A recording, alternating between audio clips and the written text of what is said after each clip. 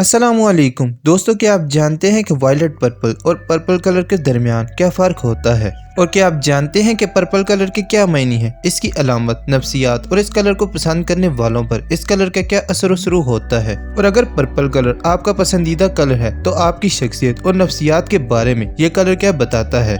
अगर नहीं जानते तो आज की इस कलर सीरीज की वीडियो में हम आपको पर्पल कलर के बारे में ऐसे ही मजेदार और हैरत अंगेज फैक्ट्स के बारे में बताने जा रहे हैं। तो ऐसे अफराद जो पर्पल कलर को बहुत ज्यादा पसंद करते हैं वो इस वीडियो को लास्ट तक लाजमी देखिएगा। तो दोस्तों, मैं हूं अली और आप देख रहे हैं नॉलेज फैक्ट्स। तो दोस्तों, बगैर किसी इंतजार के चलते हैं आज की वीडियो की जानिब। पर्पल कलर के बारे में आपको बताता चलूं कि पर्पल कलर का ताल्लुक तख्लीक और रूहानियत से है। ये हमारे अंदर मौजूद तख्लीक को मुतहर्रिक रखता है और आला नजरियात को मुतासर करता है। ये एक खुद पसंद कलर है, यानी कि इस कलर को हम खुद पसंद करते हैं, यानी कि ये कलर अट्रैक्टिव नहीं होता है, जिससे हमें गहरे ख्यालात के बारे में जानने की इजाजत मिलती है।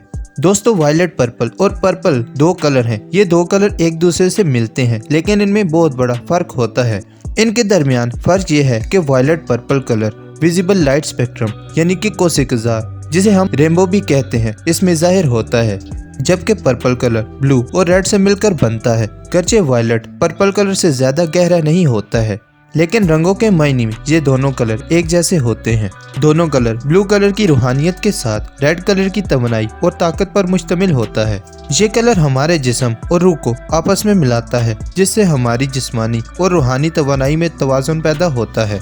इस कलर की शख्सियत के बारे में बात की जाए तो इस कलर को पसंद करने वाले अफराद दूसरे लोगों की मदद करते हैं। इससे हमारे शऊर में इजाफा होता है, जिससे हमें एक आला शऊर मिलता है। इस कलर को पसंद करने वाले लोगों के लिए नजरियात या कवायद को कबूल करना मुश्किल लगता है, जो कि दूसरे कलर से मुख्तलिफ है। ऐसे अफराद अपना बहुत ज्यादा वक्त अपनी ही सोच में गुजारते हैं और अपनी ख्याली दुनिया में मगन रहते हैं। ऐसे अफराद तफसीलात या वक्त पर तवज्जो नहीं देते और अक्सर इसी वजह से उनको काफी से काम करने में देर हो जाती है। ऐसे अफराद को अपने और दूसरों से बहुत ज्यादा तवक्कुआत होती हैं।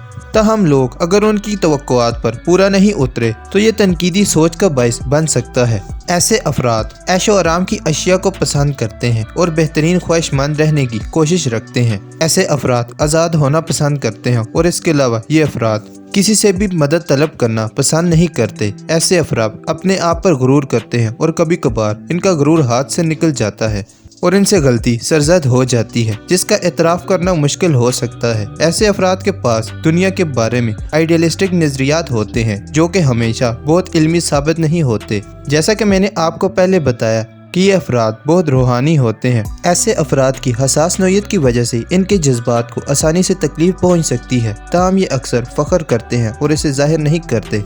तो दोस्तों, अब बात करते हैं इस कलर के पॉजिटिव असरात यानी कि मुस्बत असरात के बारे में और नेगेटिव असरात यानी कि मनफी असरात के बारे में। तो सबसे पहले बात करते हैं पॉजिटिव असरात के बारे में। तो पॉजिटिव असरात में सबसे पहले पुरसुकून आता है।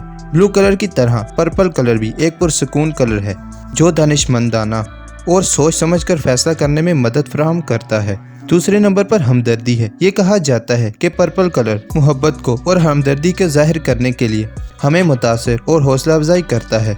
तीसरे नंबर पर वकार है।